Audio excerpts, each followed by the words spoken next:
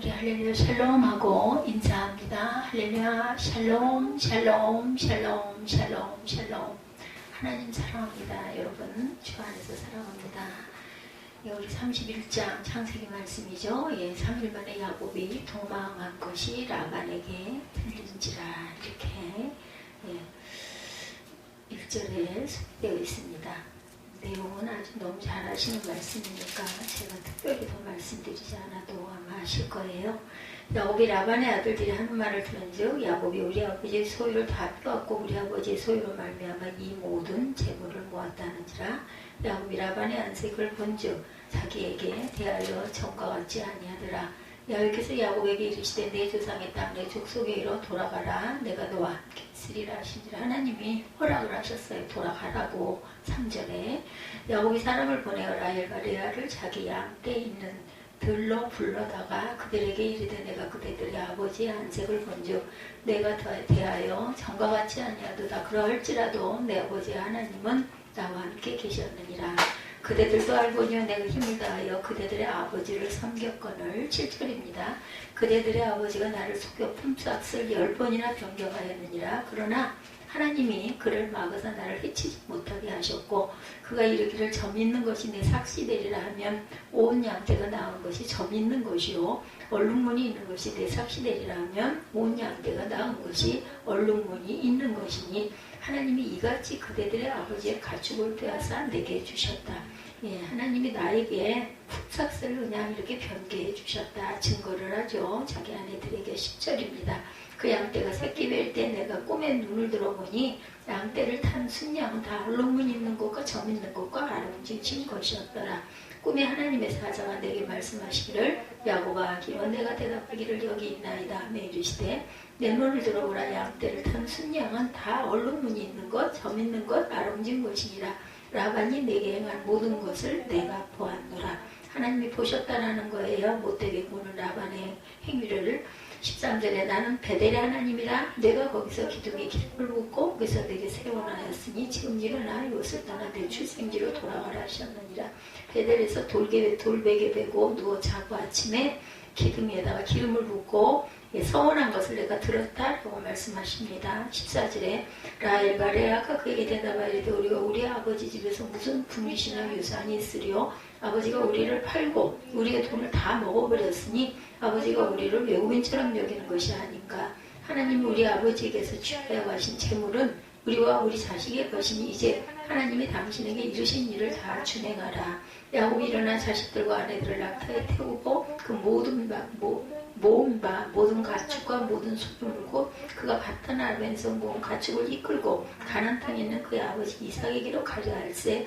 그때 라반이 양떼를 깎으러 나왔으므로 라헬은 그의 아버지 드라빔을 도둑질하고 이거 우상 섬기는 건데 그게 복을 준다고 믿고 라헬이 그것을 도둑질을 했어요. 그래서 아마 라헬이 레아가 아브라함의 그 묘에 가족 묘에 묻히고 라헬은 이런 우상 숭배하는 이런 그 도구를 도둑질했기 때문에 자격이 없어서 길가에 그냥 묻고 돌아가는 그런 일이 일어났던 걸로 지금 보다 보니 문득 깨달아집니다. 20절에 야곱은 그것을 아람 사람 라반에게 말하지 아니하고 가만히 떠났더라. 그냥 말 안 하고 떠났어요. 그가 그의 모든 소유를 잃고 강을 건너 길르앗선을 향하여 도망한 지 3일 만에 야곱이 도망한 것이 라반에게 들렸다. 그래서 오늘 제목이 야곱이 도망한 것이 라반에게 들린지라. 이렇게 그냥 저는 맨 마지막 22절의 말씀을 제목으로 삼았습니다. 도망자 이야기이기도 하죠. 여러분들 보셨나요? 런닝맨. 저도 이 제목은 듣고 한두 번 정도 잠깐 들은 것 같긴 합니다. 모 방송사의 런닝맨 프로그램. 대한민국 최고의 연예인들이 끊임없는 질주와 긴박감 넘치는 대결을 통해서 미션을 해결해 나가는 프로그램입니다. 그런데 이 죽고 쫓기는 컨셉은 드라마나 영화 등에서 아주 오래된 주제이기도 했어요. 미국 ABC 방송사가 1963년 9월부터 67년 8월 말까지 시즌 4에 걸쳐서 방영한 인기 시리즈 더 도망자라는 이야기. 포기티브인가요? 더 포기티브. 샘 셔퍼드 사건이라는 실제 사건을 모델로 해서 도망자로 떠들면서도 어려운 사람들을 망설임 없이 도와주는 휴머니즘이 가득한 의사 킴블, 그리고 그 킴블을 잡으려는 제라드 겸이라는 캐릭터를 내세워서 아주 인기를 끌었던 저도 들은 기억이 납니다. 주인공이 자신을 파멸로 몰아넣은 진범과 격투를 벌이고 그 와중에 형사의 목숨을 구하고 그 재판에서 무죄가 확정된다는 내용의 파이널 에피소드는 50%라는 미국 드라마 역사에 남는 시청률을 확보하기도 했다고 하죠. 그 후에 1993년이 그 해리슨 포드가 주연한 도망자라는 영화가 우리나라에 소개가 되기도 했습니다. 이 영화의 내용 역시 한 유명한 외과 의사가 어느 날 자기 집에 들어와 자기 부인을 살해한 살해범과 싸우던 중 범인이 도망을 했고 그 후 경찰은 그 의사를 살인범으로 체포했지만 교도소를 향하던 중 우연한 사고로 탈출을 하게 된 그 의사는 그때부터 한편으로는 도망자로 또 다른 한편으로는 진범을 추적하는 자로 살게 되었다라는 그런 내용입니다. 그런데 이와 유사한 도망자의 이야기가 아주 많죠. 일본 TBC 텔레비전의 드라마로 유덕화가 주연한 홍콩 영화, 그리고 우리나라의 KBS 텔레비전 드라마 도망자, 플랜 B 이런 것들도 있었습니다. 그다음에 이렇게 도망자 이야기가 많은 이유는 과연 무엇일까요, 여러분들? 인생이 그와 같기 때문이에요. 도망자와 같기 때문에 부모로부터 벗어나려는 자녀들, 그리고 학교로부터 벗어나려는 학생들, 조직으로부터 벗어나려는 인생, 그리고 밖으로 드러내지는 않아도 정해진 자리, 짜여진 틀에서 벗어나려는 것이 인생이기도 합니다. 바로 오늘 본문도 이와 같은 한 사람의 이야기, 우리가 잘 아는 야곱의 이야기가 나와요. 도망자로의 야곱이죠. 야곱은 외삼촌 라반의 집에서 14년을 삽니다. 그때 야곱이 고향으로 돌아가려고 했으나 라반이 못 가게 해요. 그래서 또 6년을 더 머물죠. 그러는 동안 11명의 아들과 1명의 딸을 낳았어요. 그런데 떠나야 할 때 떠나지 못하는 문제가 생기죠. 하나님께서 아주 특별한 방법으로 야곱에게 복을 주셔서 6년 만에 그의 재산이 기하급수적으로 불어나자 그것 때문에 문제가 생깁니다. 야곱이 라반의 아들들이 하는 말을 들으니까 우연히 듣게 됐어요. 성경에 나옵니다. 야곱이 우리 아버지의 소유를 다 빼앗고 우리 아버지의 소유로 말미암아 이 모든 재물을 모았다. 오늘 본문 1절에 그렇게 나와요. 제가 아까 읽었죠. 야곱이 라반의 아들들이 하는 말을 들은즉 야곱이 우리 아버지의 소유를 다 빼앗고 우리 아버지의 소유로 말미암아 이렇게 많은 재물을 모았다 하는지라 이 소리를 들었어요. 야곱이 라반의 안색을 보니 자기에게 대하여 전과 같지가 않다나 딱 눈치를 챈 거죠. 야곱께서 야곱에게 이르시되 내 조상의 땅 내 족속에게로 돌아가라. 내가 너와 함께 있으리라. 내가 도와줄 테니 너는 돌아가라. 이렇게 말을 합니다. 이제 갈 때가 된 거예요. 야곱을 비난하는 소문이 돌았어요. 그 소문의 출처는 야곱의 그 차남들이죠. 그러니까 라반의 아들들입니다. 그들이 야곱을 비난한 내용은 야곱이 부자가 된 것은 아버지의 소유를 빼앗은 것이다. 이렇게 말합니다. 아무도 야곱의 양들은 건강하고 번식을 잘하는 반면에 라반의 양들은 그렇지가 못했으니까 라반의 아들들이 화가 난 거죠. 그래서 거짓된 소문을 퍼뜨린 것으로 보입니다. 이 소문을 들은 라반의 반응은 어땠어요? 야곱이 라반의 안색을 보니 자기에게 대하여 전과 같지 않더라. 2절이죠. 야곱을 대하는 라반의 태도가 아주 달라졌습니다. 어쩌면 야곱에 대해 악의에 찬 소문을 퍼뜨린 것이 라반의 아들들이 아니라 라반 자신이 아니면 뭐 둘 다다. 그죠? 소문을 냈을 수도 있겠죠. 그러던 중 야훼 하나님께서 3절에 그의 조상의 땅 내 족속으로 돌아와라. 내가 너와 함께 하겠다는 건 뭐예요? 내가 어려운 일이 있으면 내가 다 막아주겠다. 아주 뭐 천군 천사를 얻은 거죠. 하나님께서 할아버지 아브라함과 아버지 이삭 그리고 자신에게 약속의 땅으로 주신 곳 고향으로 돌아가라는 말씀 얼마나 반가웠겠어요. 돌아갈 때가 이미 지났어요. 그죠? 14년 됐을 때 빚을 다 갚았을 때 돌아가려고 했어요. 아내 둘을 얻는 바람에 그만 14년 동안 볼모가 잡혀서 7년씩 2번을 일을 한 거죠. 머슴 노릇을 한 겁니다. 그런데도 야곱이 떠나지 못했고 그러던 중 생각지 못했는 문제가 발생하자 이제는 하나님께서 이제는 안 되겠다. 너 이러다가 문제가 생길 거니 이제 돌아가라. 그제서야 야곱은 떠날 결심을 합니다. 그래서 라헬과 레아를 불러서 얘기를 하죠. 4절에 내가 그대들의 아버지 안색을 보니 내게 대하여 전과 같지가 않다. 야곱은 그동안에 있었던 모든 일을 상세하게 부인들에게 이야기합니다. 처음에 두 아내들이 그의 말에 쉬 동의하지 않은 것으로 보입니다. 아무리 아버지가 잘못했어도 아버지를 비난하는 남편에게 동의하기가 쉽지 않았겠죠. 그래서 야곱은 계속해서 그들을 설득합니다. 6, 7절에 야곱이 지난 20년 동안 최선을 다해서 자민을 섬기고 고생한 일, 그 세월 동안 자민이 자신을 속여서 자신의 품삯을 여러 번 떼먹고 그리고 변경한 일, 약속도 계속 변경하고 미뤘던 일들을 얘기하죠. 그 내용이 쭉 내려오면서 있죠. 8절, 9절, 10절에 만약 하나님께서 개입하셔서 야곱의 몫을 챙겨주지 않았다면 얼룩무늬 있는 점 있는 무늬에 있는 양들을 낳게 하지 않았다라면 야곱의 재산은 아마도 하나도 없었을 것이고 거지의 몰골이 돼서 집으로 갔을 것이다라는 거죠. 하나님이 이같이 그대들의 아버지의 가축을 빼앗아 내게 주셨다. 9절에 보면은 그렇게 나오고 있습니다. 그대들의 가축의 재산을 빼앗아 내게 주셨다. 그 양떼가 새끼 뵐 때 내가 꿈에 눈을 들어보니 양떼를 탄 순양은 다 얼룩무늬 있는 것과 점 있는 것과 아름진 것이더라. 꿈에 하나님의 사자가 내게 말씀하시기를 야곱아 하기로 내가 대답하여 여기 있나이다 했더니 이르시되 내 눈을 들어보라. 양떼들 탄 순양은 다 얼룩무늬 있는 것, 점 있는 것, 아름진 것이니라. 라반이 내게 행한 모든 것을 내가 보았노라. 약속을 했었잖아요. 라반하고 둘이. 아무런 점이 없는 건 내 거고 점이 있는 못생긴 얼룩얼룩한 것들은 그럼 내가 가질게요. 그러니까 그래라 그랬거든요. 라반이. 그랬는데 그만 나는 것마다 하나님께서 그렇게 얼룩무늬가 있고 점이 있는 걸 낳게 해서 야곱이 부자가 된 거예요. 소문처럼 자신 내가 빼앗은 게 아니라 하나님이 특별한 방법으로 내게 주신 것이다. 그러면서 야곱은 진짜 하나님께서 하신 일이라는 것을 말하기 위해서 자신이 꿈꾸었던 이야기를 합니다. 10절부터 13절이죠. 그 양떼가 새끼 뵐 때 내가 꿈에 눈을 들어보니 양떼를 단 순양은 얼룩무늬 있는 것과 점 있는 것과 아름진 것이었더라. 꿈에 하나님의 사자가 내게 말씀하시기를 야곱아 하기로 내가 대답하기를 여기 있나이다 하며 이르시되 내 눈을 들어보라. 양떼를 탄 순양은 다 얼룩무늬 있는 것, 점 있는 것, 아름진 것이니라. 라반이 내게 행한 모든 것을 내가 보았다. 사실 야곱도 처음 이 일을 계획할 때나 중간중간에는 몰랐겠죠. 우리도 지나놓고 보니 아이고 하나님의 뜻이 여기 있었는데 그걸 깨달지 못하고 이랬는데 그런데 하나님이 아주 마지막 선에서는 지키십니다. 왜냐하면 하나님의 뜻이 있는 자녀들에게는. 그러다가 나중에 알았어요. 물을 마시러 온 양과 염소떼에게 물가의 나무에 껍질을 벗겨놓고 그것을 보여준다고 얼룩진 염소는 얼룩지고 검은 양이 태어날 리가 없죠. 당연히 장인의 의도와는 달리 하나님께서 직접 자신에게 품삯을 주신 것과 마찬가지라.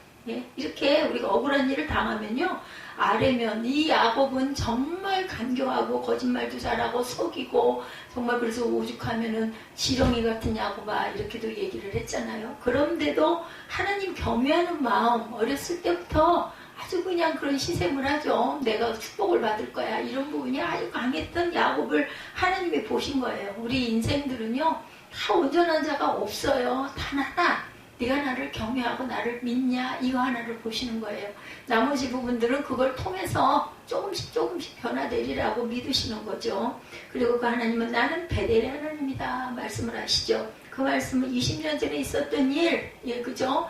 야복강가에서 돌베개 비고 누워 자는데 하늘에서 사닥다리 위에 천사가 오르락 내리락 하는 꿈을 꾸고는 깜짝 놀라가지고 깨어 일어나가지고 여기도 계시는구나. 내가 있는 곳에만 계신 게 아니라 그걸 그때 깨달은 거죠. 그래서 아침에 일어나가지고 그 기둥에다 돌기둥에다가 기름을 붓고 그래서 약속을 하죠. 내가 또 갔다가 삼촌한테 갔다가 잘 돌아오게 되면 그때까지는 나를 인도해 주시면 내가 다시 하나님께 서원한 제물을 드리고 항상 예배를 하겠다라고 약속을 했어요. 그걸 내가 알았다라는 거죠. 베델에서 있었던 사건, 아버지를 속이고 장자를 위한 축복을 가르친 야곱이 더 이상 아버지의 형 곁에 머물 수 없을 때 집을 떠나죠. 그때 야곱의 생에 있어는 아주 힘든 시기. 그거 길도 모르고 지금처럼 무슨 지도가 있는 것도 아니고 나침판이 있는 것도 아니고 어디로 가야 될지도 모르고 그냥 가는 거예요. 그러니까 쫓겨난 거야 한마디로. 너 집에 있으면 너 죽어. 그러니까 너 가. 어머니도 얼마나 마음이 아팠겠어요.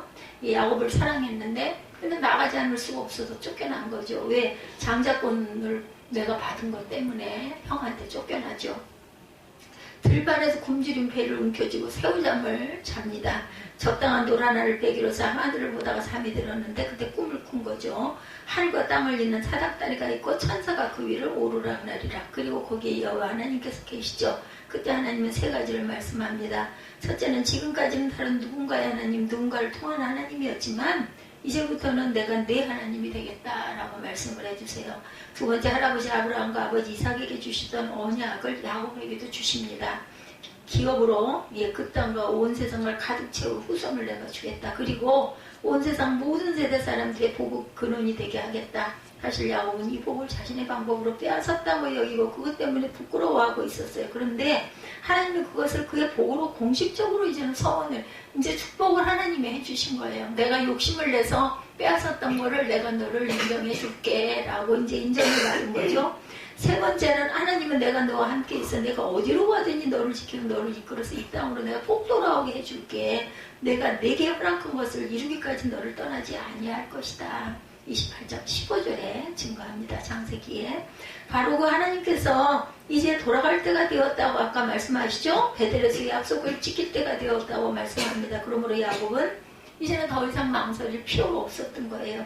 이렇게 돌아가야 한다는 것, 아내들로서는 고향과 부모를 떠나는 것에 대해서 야곱은 그것이 자신의 생각이 아니라 하나님의 명령이라고 부인들을 설득을 시켜요. 라헬과 레아가 그에게 대하여 대답하죠. 14, 5절에 우리가 우리 아버지 집에서 무슨 분깃이나 유산을 이제 받을 게 있겠어. 아버지가 우리를 팔았어. 왜냐하면 7년씩 14년 동안 머슴으로 파는 것으로 딸을 주었잖아요. 그러니까 내가 팔다라고 얘기합니다.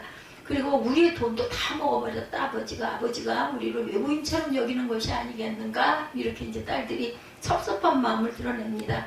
라헬과 레아는 인색한 자기 아버지가 자신들에게 단 한 푼의 유산도 줄 리가 없다. 자신들을 이용해서 야곱을 부려먹기만 한다. 그래서 이전에도 이후에도 아버지로부터 기대할 것이 더 이상 없다고 말하면서 야곱의 말에 적극적으로 동의합니다. 그동안에 20년 동안에 아들들이 장성을 한 거예요. 아들들이 어렸겠죠. 그러니까 일할 사람이 없으니까 야곱을 그런 식으로 부린 거죠. 라반이. 그러면서 또 하나도 약속한 걸 이행도 안 하고 자꾸만 밀고 삭도 주지 않고 자꾸만 깎고 이렇게 해가지고 정말 엄청나게 손실을 봤다는 거지. 그걸 하나님께서는 다 보셨다라고 얘기합니다. 우리가 억울한 일 당할 때 하나님께서 보신다라는 거, 하나님의 방법으로 갚아주신다라는 걸 믿으시기 바랍니다. 심지어 하나님이 우리 아버지에게 취하여 가진 재물은 우리가 우리 자식의 것이니 이제 하나님의 당신에게 이르신 일을 준행하라. 그렇게 해라 동의를 합니다. 야곱이 소유하게 된 재산은 지극히 당연한 야곱과 자기 가족들의 몫이다. 이렇게 말한 거죠. 왜냐하면 아이가 12이나 있잖아요. 딸 하나와 아들 11을 낳았으니까. 그렇게 해서 야곱은 자식들과 아내들을 낙타에 태우고 가나안 땅으로 출발을 합니다. 자신의 고향으로. 근데 바로 이 장면에서 그리고 크게 보면 야곱의 전생에 있어서 중요한 특징이 있어요. 첫째는 몰래 떠난다. 도망자가 돼서 간다라는 거. 제가 아까 그래서 잘 알지도 못하는 그 도망맨 저는 TV가 없기 때문에 그런 걸 보질 못합니다. 그것을 발췌해갖고 봤습니다. 20절 가만히 떠났다. 21절에 보니까 도망한 지 이렇게 말씀하고 있어요. 도망한 지 얼마 만에 그가 그의 모든 소유를 그 강을 건너 길앗을 향해 도망한 지 며칠 만에 3일 만에 야곱이 도망한 것이 라반에게 들렸다. 이렇게 오늘 본문 마지막이죠. 목축업을 하는 사람들이 양털을 깎는 일은 일종의 추수하는 날이에요. 우리들 추수하는 추수감사절처럼 친구들을 초청하여 큰 잔치를 베풀고 여러 날을 행사한다고 한 일주일 정도를 행사한다고 합니다.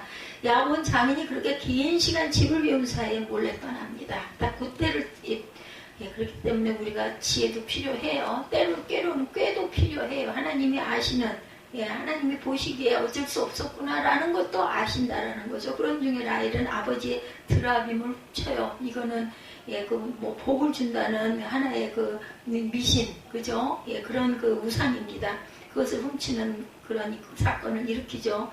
21절, 22절에 보면 그가 그의 모든 소유를 이끌고 강을 건너 길앗산을 향해 도망한 지 3일 만에 야곱이 도망한 것이 라반에게 들립니다.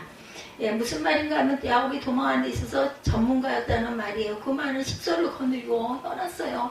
아내하고 아이들만 해도 합해도 한 20명이 될 텐데 종에 무슨 그 양떼 얼마나 많았겠어요. 지금 우리가 생각하기에는 단순하게 개나리 버침 하나 해가지고 아내들하고 애들 11명만 거느리는 것만도 대단한데 이걸 다 끌고 간 거예요.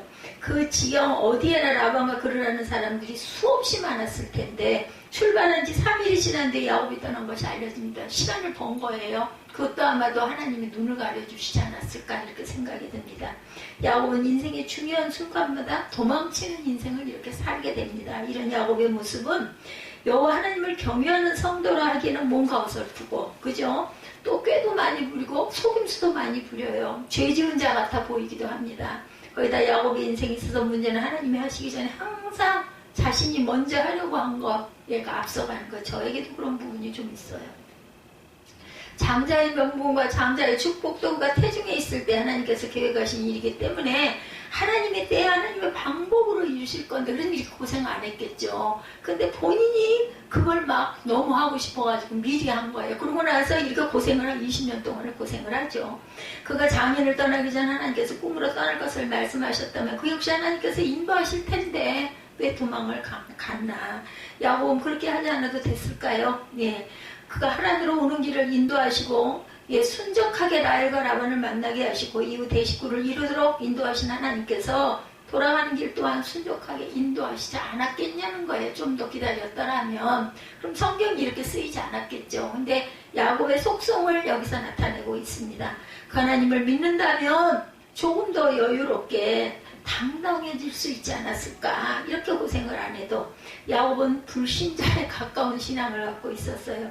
야곱의 생애의 두 번째 특징은 이런 야곱보다 더 이해가 되지 않는 것이 있는 것인데 그것은 하나님은 야곱이 야단 맞을 짓을 저질렀는데도 야단을 치지 않는다라는 거예요. 이해하신다라는 거죠. 형을 속이고 아버지를 속인 일, 얼룩지고 검은 것이 태어나게 할 것이라며 시냇가의 나무들의 껍질을 벗기는 일 등은 성도가 할 일은 사실은 아니에요. 약간의 미신적인 그런 부분들이 있다라는 거죠. 근데 우리 믿음 생활할 때도 그렇지 않아요? 그죠? 예, 이런 것처럼 우리의 그 속내, 우리의 그 타고난 그 특성들을 갖고 그런 것들을 갖고 있다라는 거죠. 근데도 하나님은 도망가는 야곱을 만나주시고 그 길을 순적하게 인도하시고 소양과 염소, 동물까지 움직이셔서 얼룩지고 검은 양과 얼룩진 염소 새끼들이 태어나게 해주셨다는 거. 왜 그랬을까요? 12지파 거느리고 가야 되고 가나안 이스라엘을 이루고 가야 되는 그러한 뿌리가 돼야 되기 때문에 이렇게 이 사람을 쓴 게 아닌가. 그 약속 따르고 근데 그래도 하나님 사랑하는 마음을 갖고 있으니까, 경외심을 갖고 있으니까. 오늘 읽지는 않았지만 야곱의 식솔들을 거느리고 몰래 도망했다는 사실을 안 라반이 화가 나서 굉장히 많이 내서 붙잡아서 죽이려고 쫓아오는 거죠.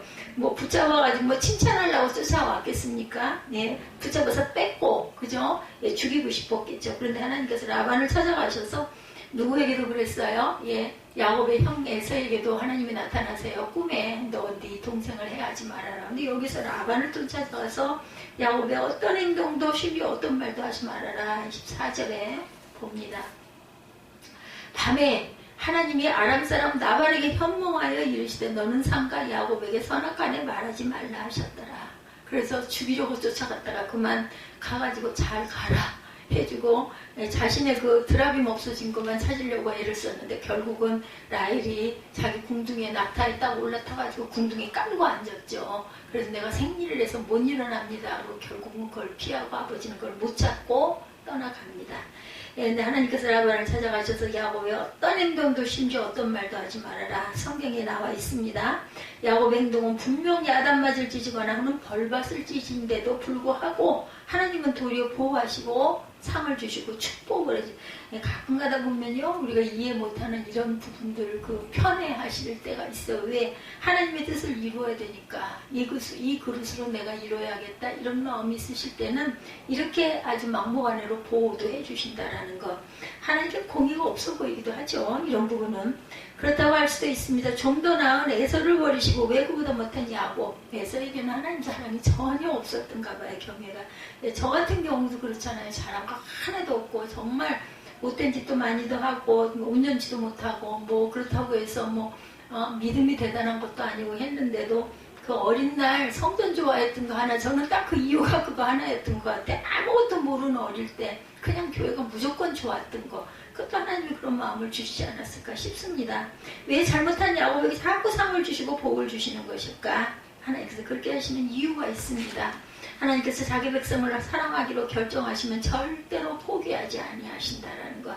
심지어 실수하면 그 실수를 이용해서라도 약속하신 복을 주십니다. 하나님께서 여러분 가운데 하나님은 불의하시다라고 반론을 제기할 분이 혹시 계십니까? 근데 우리는 이런 하나님 앞에 할 말이 없는 사람들이죠. 뭐라고도 공의대로 한다면 골백 번 죽어도 부족할 정도로 우리는 정말 온전치가 못합니다. 하나님께서 법대로 우리를 대했다면 아무도 구원받을 사람은 단 한 사람도 없다라는 거죠. 우리의 지난 삶이 잘못된 것만이 아니라 존재 자체가, 원죄 자체가 우리는 구원받을 수 없는 사람들이다. 하나님께서 우리를 불쌍히 여기시고 우리의 허물과 죄를 눈감아 주셨기 때문에 우리가 구원을 받았고 오늘 저와 여러분들이 함께 예배를 드릴 수도 있는 겁니다. 우리 자신이 야곱과 다르지 않다는 것을 우리는 인정해야 돼요. 거기서 그럼 우리를 야곱을 대하시듯 대하셨기에 오늘 저와 여러분이 이곳에 있는 것이다. 여러분들 야곱과 다를 바 없다고 인정할 때 여러분이 받으시는 은혜가 얼마나 큰지도 알게 될 것입니다. 구원은 내가 잘나고 똑똑해서 받은 게 아니죠. 특별해서 받은 게 아니에요. 우리는 죄인이고 구원받을 만한 자격이 없지만 하나님께서 무조건적으로 구원해 주신 거예요. 아무 조건 없이. 그죠? 지난 세월 동안 우리가 받은 은혜와 사랑과 긍휼하심을 어찌나 말로 표현할 수가 있겠습니까? 복이란 복 받을 만한 사람에게 주어지는 것이 아니고 받을 자격이 하나도 없는 자에게 구원의 복과 삶과 소유를 가지고 누리는 복까지 주셨습니다. 이 하나님이 야곱의 하나님이자 바로 여러분의 하나님이신 줄을 믿으시기 바랍니다. 우리가 불평, 불만을 하기 시작할 때 그 복이 떠나간다라는 것, 그리고 두려워할 때 절대로 두려워하지 마시고 눈에 보이지 않는 하나님, 세상 사람들이 인정을 하든지 말든지 나는 그것을 굳게 붙잡고 나아갈 때 하나님께서 살아계시기 때문에 우리가 영이 있다는 건 다 알잖아요. 그렇기 때문에 반드시 이룰 거라는 거. 그리고 바라보면 덥지가 아시죠? 믿음이 없는 사람들도 긍정적으로 믿고 구하고 가면 그대로 갑니다. 그리고 또 노력하고 가야 되겠고 선택도 받아야 되겠는데 선택이 하나님이 기뻐하시는 일이 무엇인가를 놓고 기도하시면은 분명하게 보이십니다. 여러분에게도. 야곱의 하나님이 하셨듯이 도망자에 대한 이야기 제가 먼저 했죠. 사람이 인생에게 도망자적인 성격이 많아서 그러한 작품들이 많기도 합니다. 야곱을 저는 참 정말 어설프고 그 정말 사기꾼 같고 하지만 어떤 면으로는 우리의 속성이 너무나 닮았다라고 생각을 합니다. 그만 못해요. 우리는 그죠? 순박한 형을 속이고 늙고 장애를 가진 아버지를 속이고 얼룩지고 검은 것이 태어나게 할 것이라며 신학가의 나무의 껍질들을 벗겨서 양과 염소에게 보여주는 말도 안 되는 행동을 하고 근데 열심히는 살았어요. 제가 보기에도. 분명히 많이 모자라고 야단받거나 혹은 벌을 받아 마땅한 사람인데도 우리 모습도 그렇습니다. 상을 주시고 복을 주신 것 하나님은 그렇게 하심으로 당신의 목표대로 변화와 상속을 이루어 가셨다라는 것을 잊지 마시기 바랍니다. 어떤 분들은 하나님을 그렇게 말하면 안 된다고 말하기도 하죠. 하나님을 그렇게 설명하면 성도의 삶이 엉망이 되고 망가질 것이라고 경고하기도 합니다. 여러분의 생각도 그러십니까? 그런데 알고 보면 이런 하나님이 더 무서운 하나님이실 수 있다는 것 끝까지 보호하시고 해주시죠.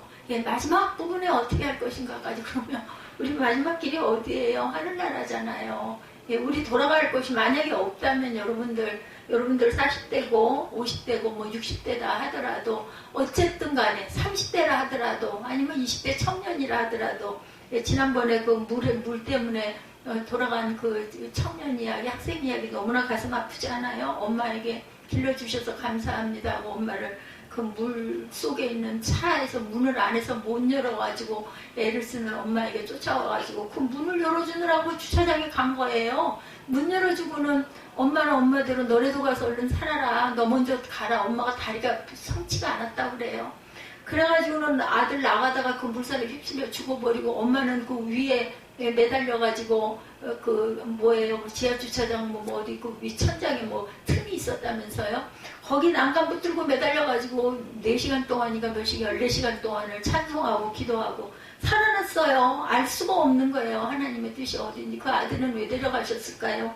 그동안 너무 착하게, 너무 철이 팔리 들어가지고 편하게, 온전하게 잘 살게 하려고 데려가셨는지 그럼 우리가 알 수가 없지만 어쨌든 간에 하나님께서 우리가 돌아갔을 때, 어떻게 살다 돌아갔을 때 마지막 심판은 반드시 있는 거예요. 어떤 사람에게라도. 그렇기 때문에 들어주시고 하나님은 하나님의 뜻을 이루십니다. 하나님 생각했던 미리 우리는 모르는 부분들, 이미 결정되어 있는 부분들을 그대로 끌고 가시는 거죠. 그것의 도구로 저와 여러분을 사용을 하십니다. 그리고 마지막 때는, 마지막 심판은 반드시 있다라는 거 생명책에 기록되어 있죠. 어떻게 너는 몇 월 며칠에 뭐를 했고 잘못했고 내가 이렇게 했는데까지 너는 이랬으니 너는 이렇다라고 판단을 하신 부분이 반드시 있다는 거 잊지 마시기 바랍니다.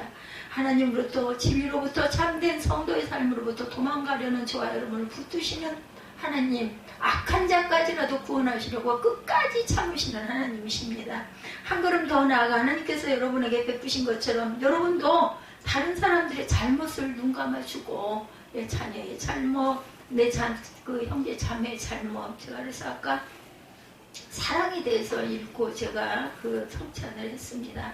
정말 오래 참고 온유하고 그저 시기하지 아니하고 이런 마음을 가져야 되겠죠. 그 사람을 이해해 줘야 된다는 거. 왜냐하면 나도 이런 정말 못돼 먹은 나도 하나님께서 보호하시고 인도하시는데 내가 누구를 정죄할 수가 있겠습니까?